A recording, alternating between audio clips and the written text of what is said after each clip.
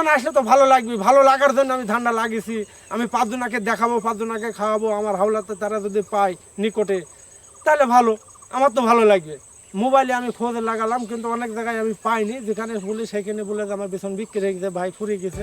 YouTube দেখে নতুন জাতের ধান চাষ করে তাক লাগিয়ে দিয়েছেন মেহেরপুরের এক কৃষক। প্রযুক্তিকে কাজে লাগিয়ে কম খরচে বেশি লাভের সম্ভাবনা দেখিয়ে তিনি এখন আশেপাশের কৃষকদের আগ্রহের কেন্দ্রবিন্দুতে। মেহেরপুরের গাংনী উপজেলার সাবারবাটি গ্রামের কৃষক শাবান আলী মাত্র ১৫ কাঠা জমিতে পরীক্ষামূলকভাবে ব্ল্যাক রাইস চাষ করে সফলতা পেয়েছেন। নিজের মোবাইল ফোন না থাকলেও অন্যের মোবাইল ফোনে ইউটিউব দেখে তিনি নতুন জাতের এই ধান চাষে উদ্বুদ্ধ হন। কৃষক শাবান আলী জানান, শুরুতে বিভিন্ন জায়গা থেকে কষ্ট করে কয়েক কেজি বীজ সংগ্রহ করেন তিনি। করোনা বা যে কোনো ভাইরাসের এগেইনস্টে ফাইট মানি ব্যাকট্রলের লেফট রাইট ব্ল্যাক রাইস চাষ শুরু করেন। সাধারণ ধানের তুলনায় এ জাতের ধান সার, কীটনাশক ও সেচের প্রয়োজন কম, ফলে উৎপাদন খরচ কম হওয়ায় কৃষকদের মধ্যে আগ্রহ বাড়ছে। আমার নিজের মোবাইল নাই, পরের মোবাইলের থেকে দেখলাম ব্ল্যাক রাইস ধান, এই কালো জাতের ধানটা যেহেতু চাষি আবাদ করি, একাধ সময় একাধ রকম জিনিস দেখা লাগে, তো ওই দেখে আমার ইচ্ছক যে আমি এই ব্ল্যাক রাইস ধানটা করব। কালো ধান দেখতে আমার খুব ভালো লাগলো, তাই আমি অনেক জায়গায় বিছনের খোঁজে, অনেক মোবাইলে আমি খোঁজে লাগালাম, কিন্তু অনেক জায়গায় আমি পাইনি, যেখানে বলি সেখানে বলে যে আমার বিছন বিক্রি হয়ে গেছে, ভাই ফুরিয়ে গেছে।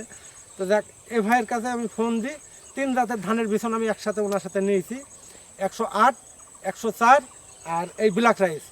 তারপরে এবছরে যেভাবে যে কারণেই হোক পানি দিতে আমি খুব একটা পাচ্ছি না। চৈতি ধানের জমিতে, আমাদের এই ধানের জমিতে বর্তমানে কাদা থাকে, আর আমি এখন দাঁড়িয়ে আছি কিন্তু পানি নাই, শুকনা।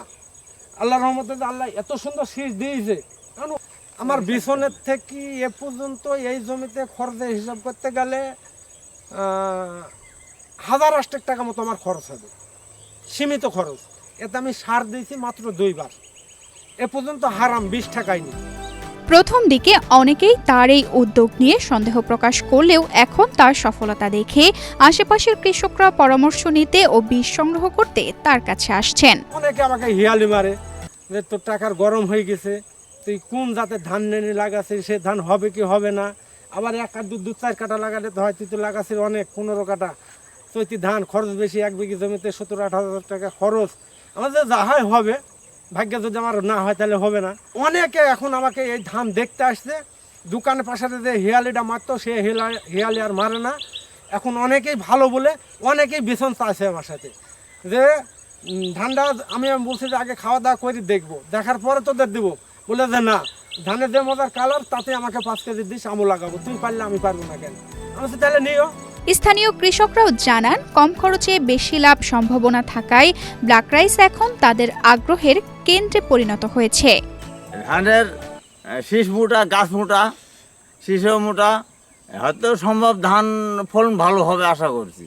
না, এই আমাদের মাঠে প্রথম নতুন। এই যে শাবান যে ধানটা নতুন জাত নিয়ে এসছে, এই ধান তো আমাদের মাঠে নাই, তো এখন ধানের শীষ তো ভালোই দেখা যাচ্ছে।